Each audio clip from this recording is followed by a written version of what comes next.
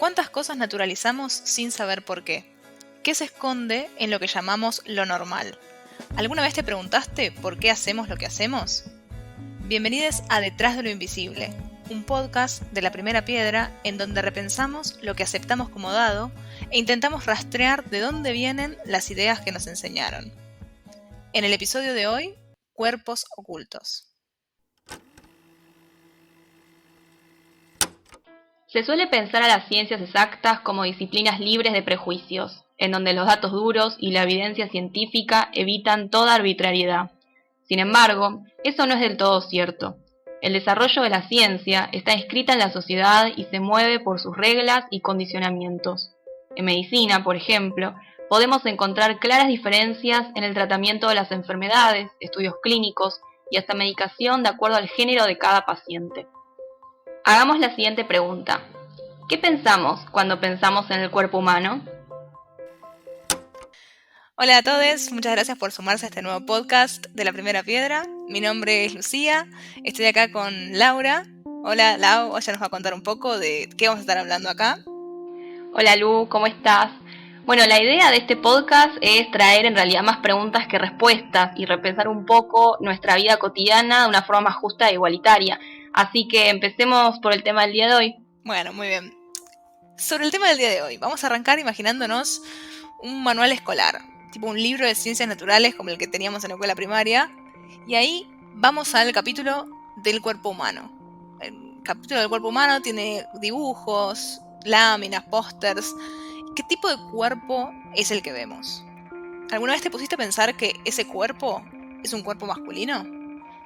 Que ese cuerpo sea masculino no es arbitrario. En realidad, si te pones a pensar, responde a una lógica que venimos arrastrando de hace cientos de años. Bueno, claro, en realidad, si nos ponemos a pensar, históricamente los estudios médicos se centraron en el cuerpo masculino como norma, y el cuerpo de las mujeres era en realidad visto como una variación de tamaño, de función reproductiva, o sea, se estudiaba la anatomía de forma general y la anatomía femenina como una rama, ¿no? Claro, como que estaba la anatomía, pero no era llamada anatomía masculina. La anatomía era la anatomía general. Y la anatomía femenina era solamente aquello que era diferente de la anatomía masculina. Entonces, de esa idea vienen un montón de ideas que nos siguen acompañando hasta el día de hoy. De hecho, si uno se pone a analizar, hay una autora que se llama Caroline Criado Pérez, que en su libro La Mujer Invisible cita una investigación que fue realizada en el año 2008, en la que se analizan libros de anatomía que se usan en las principales universidades de Estados Unidos, Europa y Canadá. Y ahí lo que se demuestra es que incluso hoy en día las imágenes del cuerpo masculino aparecen 3 veces más que las del cuerpo femenino. Y ella, la autora del libro, en 2017, lo que hace es ir en Londres, en su ciudad, a recorrer librerías, y lo que termina viendo es que esas imágenes de cuerpos masculinos siguen apareciendo mucho más que cuerpos femeninos, incluso en la actualidad. Bueno, eso la verdad que es un dato súper interesante. Yo creo que como todos el recuerdo que tengo de los libros de ciencias naturales de la primaria, no sé, sexto, séptimo grado, era únicamente el cuerpo masculino y el sistema musculatorio, y como eso también, una vez que vos buscas una imagen en Google, es después totalmente distinta. Y bueno, me parece también importante acá señalar que, como toda desigualdad de género, esta idea del cuerpo masculino como norma también se puede rastrear en la historia hasta la antigüedad. Es decir, o sea, no es reciente, no nace un repollo. De hecho, incluso lo podemos encontrar en la época de Aristóteles. El filósofo pensaba el cuerpo femenino como un cuerpo masculino mutilado, que era, por lo tanto, inferior. Lo pensaba como una deformidad natural que convertía a las mujeres en machos atrofiados. Claro, como que si el cuerpo de las mujeres no fuera lo suficientemente bueno para ser como el cuerpo de los hombres. Y esas ideas de los filósofos de la antigüedad, la realidad es que, a pesar de que parece que son cosas de otra época, formaron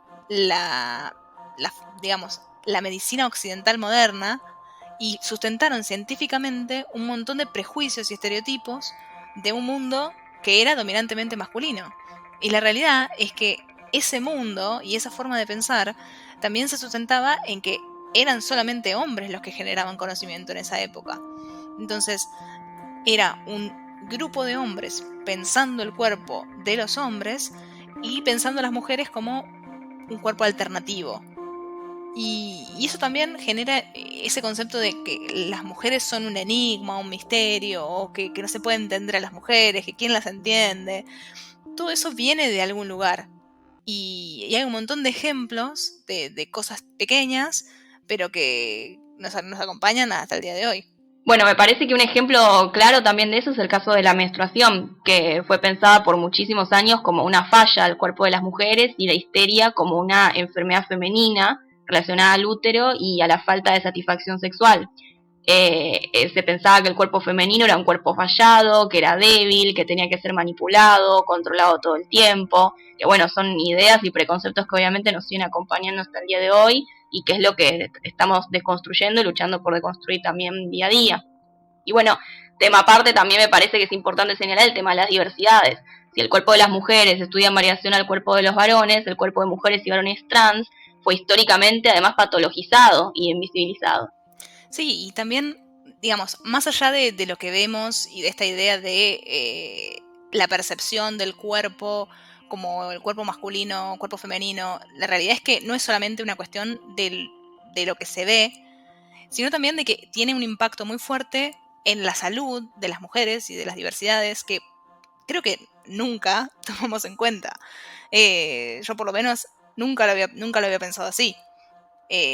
Como un caso concreto, en el libro Que la ciencia te acompañe, de Agustina Mileo, ella cuenta que hubo un caso de una investigación que se hizo entre 1997 y el año 2000 en Estados Unidos sobre los medicamentos que fueron retirados del mercado. Entonces, medicamentos que habían sido aprobados y habían sido, digamos, llegaron hasta a venderse en las farmacias, y el 80% de los medicamentos que fueron retirados fueron prohibidos a causa de efectos secundarios que tuvieron en su uso en mujeres. Entonces, eso es muy extraño. ¿Y eso por qué pasó? Y eso pasa porque, aunque no lo sabemos en nuestra vida cotidiana, pero la realidad es que los análisis clínicos de los medicamentos continúan centrándose, incluso hoy en día, en el cuerpo masculino. Y muchos medicamentos llegan al mercado incluso sin haber sido siquiera probados en mujeres. O sea, pasan por años y años de análisis de laboratorio, pero son pruebas que se realizan primero en células masculinas, después en animales macho, y después llegan a probarse en humanos, pero en una población que es mayormente compuesta por hombres. Entonces todas las diferencias de talla, músculo, fluctuaciones hormonales, la forma en la que metabolizan los medicamentos de mujeres y hombres, son constantes que quedan por fuera. Y aunque, aunque mujeres participen de los experimentos y de todos esos tiempos de prueba, la realidad es que rara vez son documentados y mucho menos tenidos en cuenta a la hora de recetar un medicamento para uno o para otro. Bueno, eso me hace acordar a un ejemplo que menciona en una charla TED Alison McGregor. Alison McGregor es una doctora estadounidense que estudia justamente los sesgos de género en las emergencias médicas y ella habla un poco de estas variaciones que acabas de mencionar y también lo relaciona con el Ambien. El Ambien es un medicamento que es recetado para combatir el insomnio y los trastornos del sueño. Y bueno, ella explica que a pesar de que estadísticamente más mujeres que hombres sufren problemas de falta de sueño, el medicamento había sido probado principalmente en sujetos de estudio masculinos. 20 años después, 20 años de su lanzamiento al mercado y de haber sido prescrito a, obviamente, millones de personas, se determinó que las mujeres debían recibir una dosis menor. ¿Por qué se dieron cuenta de esto? Porque se concluyó que su metabolismo absorbía la droga más lentamente y que eso generaba somnolencia en las mañanas y las volvía más propensas a tener accidentes viales. Sí, y entonces tuvieron que pasar 20 años para que se dieran cuenta de que era necesaria una dosis menor porque las mujeres metabolizaban más lento ese medicamento. Entonces, si se hubiera probado correctamente en un principio, se hubieran ahorrado millones de accidentes viales de mujeres que tuvieron que sufrir por eso. Y si se hubieran hecho análisis quizás, o sea, ¿cuántos análisis nos faltan de medicamentos que quizás afectan a las mujeres diferentes según la etapa del ciclo menstrual o según el embarazo? Hay miles de cosas que quedan pendientes, y la realidad es que esta idea de que las mujeres no participen en los experimentos también se puede rastrear en la historia cuando después de la Segunda Guerra Mundial, los países centrales que habían visto diezmada su población después de la guerra, dicen, bueno, a las mujeres vamos a cuidarlas, no las sometan a análisis experimentales. Los laboratorios, obviamente, dijeron, buenísimo, porque hacer estudios en hombres es mucho más fácil y mucho más barato, porque se hacen estudios solamente en hombres en una población más pequeña y después esos resultados se expanden a todo el resto. Pero la realidad es que si esos estudios no se empiezan en mujeres, ¿cuántos medicamentos nos estamos perdiendo que tengan un resultado mejor en mujeres que en hombres? La realidad es que no lo sabemos y nunca lo vamos a saber, por lo menos hasta que estas cosas cambien. Bueno, y eso me hace acordar también, además de los medicamentos, se puede también relacionar y hablar de lo que son los trastornos, las enfermedades. Está, por ejemplo, la idea del síndrome de Yentl. El síndrome de Yentl es un término que fue creado en el 91 por la primera directora mujer del Instituto de Salud de los Estados Unidos, Bernardine Haley. Ella llamó así a la invisibilidad médica de las enfermedades cardiovasculares en los cuerpos de las mujeres. Y lo llamó de esta forma por la película Yentl, del 83, que está basada en una novela. No sé si, bueno, para los que no recuerdan o para los que no conocen, la película fue muy conocida, protagonizada por Barbara Streisand. Ella lo que hace es hacerse pasar por un hombre para obtener educación y estudiar el Talmud, que era algo que no estaba permitido para las mujeres en el judaísmo.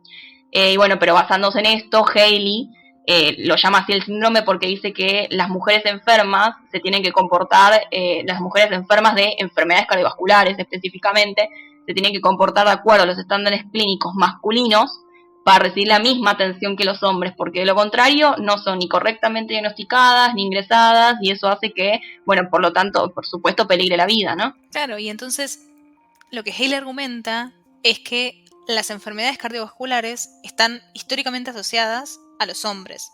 Y las investigaciones, los estudios, los diagnósticos, hasta la forma en la que se trata en la guardia médica problemas de infartos, están siempre relacionados a lo que se llaman los síntomas típicos. Que, bueno, lo que conocemos que es el dolor de pecho, el dolor del brazo, todos esos síntomas que son popularmente conocidos y relacionados con un infarto, que si ves a alguien en la calle pensás está teniendo un infarto, la realidad es que son síntomas de un infarto masculino.